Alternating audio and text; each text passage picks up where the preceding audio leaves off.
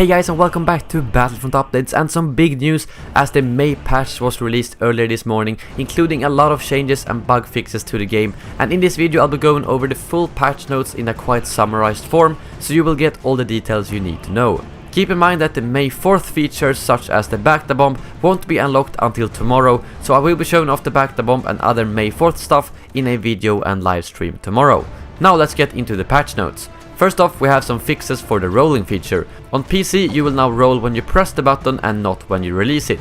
And they've also fixed the issue where you couldn't see the enemy rolling animation, so now you will actually be able to see how the enemy is rolling. They've now added a feature where you can see a small icon above the head of a player whenever they have a charge card activated, which is a very welcome addition. Sometimes it could be hard to see if an enemy had a personal shield activated or not if you saw them on a long range, but now it should be easier. In terms of vehicles, they have now fixed the invisibility glitch that sometimes occurred after using a vehicle, and they've also added a timer for Imperials to exit vehicles, which personally I think is really good, because you shouldn't be able to bail from an ATST instantly as soon as you get low health. The rebels should have a chance to take you out and get the kill. And for those of you who are playing on PC like myself, you can now press enter to join the chat, which will make it a little bit more accessible. There's also a bunch of more general fixes for matchmaking, auto balance, error messages and stuff like that. A few crashes and disconnects has been fixed, and it does actually say that the issue I've had during my streams and when I play myself,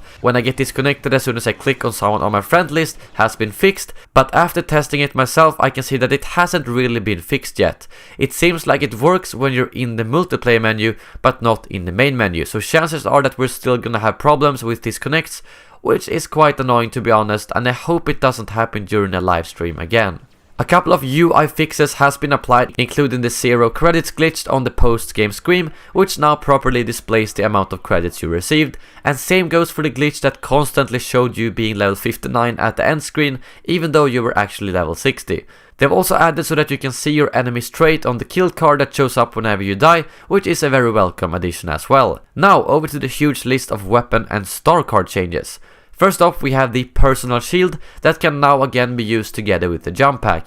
This was an unfortunate change in the last patch that wasn't actually supposed to happen, and they've also fixed the issue where you couldn't change weapons inside the shield either.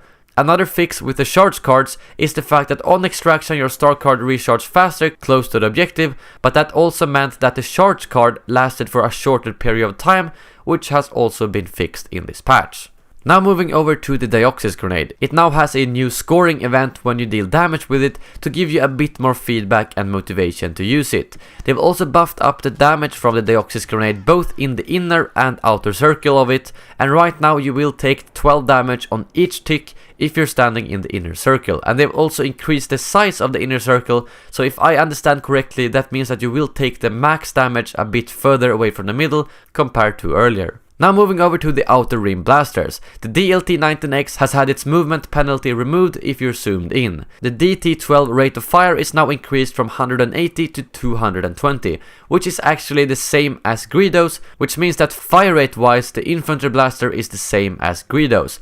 And I tried it out in Hero Hunt and I thought it was a bit better now, even if it's still not my favorite. The Relby's max damage has now been increased from 24 to 25. It may sound very little, but this means that you need 4 shots instead of 5 at close range to kill someone, so it should make the time to kill a bit shorter when you're at close or medium range, which is good to hear. They've slightly lowered the RT-97C's sway, which should make it a bit more stable. The ion grenade now explodes on impact instead of after a delay, which is going to be interesting to see how it works. I hope it still explodes close to AT-ATs and other vehicles, because a moving AT-ST can be a bit hard to hit dead on. The blast radius has been decreased quite a bit as well, so that basically means that if you aim the grenade well it will do better than before, but if you don't aim properly you might not get the vehicle as the radius has been decreased. They've also slightly reduced the damage of the ion grenade against infantry, which is understandable as it now will explode on impact with a player. The cooling flush fields for the blaster has been made slightly wider to make sure it's easier to cool down your blaster, even on the harder levels. I can honestly say that I didn't really notice any huge difference when playing the game myself, so it's not gonna be a whole lot easier than before. The blaster cannon power up has been buffed in terms of explosion radius, so it should now have a better splash damage. Now over to the hero changes. Vader's Force-Choke now does a bit more damage, which is good because people tend to steal the kills when people are Force-Choked, and the Force-Choke now also stops the Adrenaline Stim card, so unfortunately we can't do that little trick anymore. Apparently you were also able to interact with objectives sometimes when you got force choked, but that is not the case anymore either. Leia's Trooper Bay now finally goes through shields again, which is really good to hear as that is sort of her strongest ability, and she was not that good without it. You can no longer spawn on Greedo or 9-Nub if they are under attack, and they also fixed an issue with Greedo's UI where the confidence ability didn't update correctly. Greedo has also had his confidence damage multiplier decreased to make sure that he isn't super overpowered against other heroes, but he should apparently still one-shot rebels if he is at the highest confidence level, which is good to hear. 9-Nub has had multiple nerfs applied, 1 second longer cooldown for the proximity bombs, decreased damage to 80/80s with the pulse cannon, which was much needed, slightly lower lock-on time for the turret, a bit lower damage from the turret, both when upgraded and not upgraded,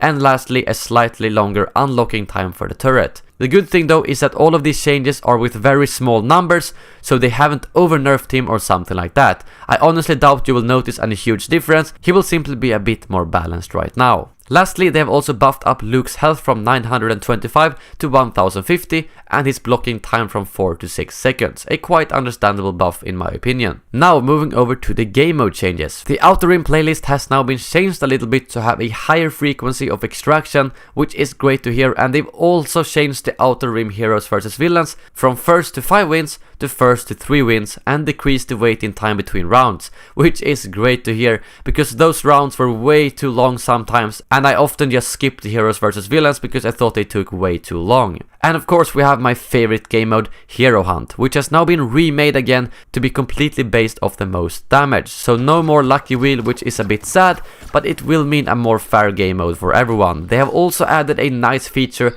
that blocks the last hero from being used again by the next person, which is great because sometimes you get a bit bored of just seeing Palpatine or Luke on one map. They've also fixed the double hero hunt glitch, so no more double or triple heroes in Hero Hunt. Sorry guys. There's also been a time reduction on cargo from 15 to 10 minutes in the Outer Rim rotation, and then a couple of spawn and power-up fixes across the different maps. And lastly, we have a bunch of stats and HUT contract fixes that I don't want to go through in detail here, but it's better if you check them out yourself. They have however buffed up the amount of score you get from doing objectives and nerfed the amount of score you get from combat events, which is good to hear as more reward for playing objectives is always good to see, as it will hopefully encourage more people to actually do the objectives. So as you can see, there has been quite a lot of changes to the game, but compared to earlier patches, the actual percentage and number changes are a lot smaller here, which is good to see. So they aren't over nerfing or over buffing something, but they seem to be taking it in small steps, which feels like a lot better way to work than they did before. Lastly, I would like to remind you guys about this Star Wars Amino app again, where you can interact with other Star Wars fans in polls, forums, chats and all that sort of juicy stuff. You can find the link to the app in the description below. That brings this video to an end. Make sure to let me know in the comments below what you think about these changes, and stay tuned tomorrow for a Back-to-Bomb video and also a May the 4th live stream later in the night. Thank you very much for watching, and as always, may the Force be with you.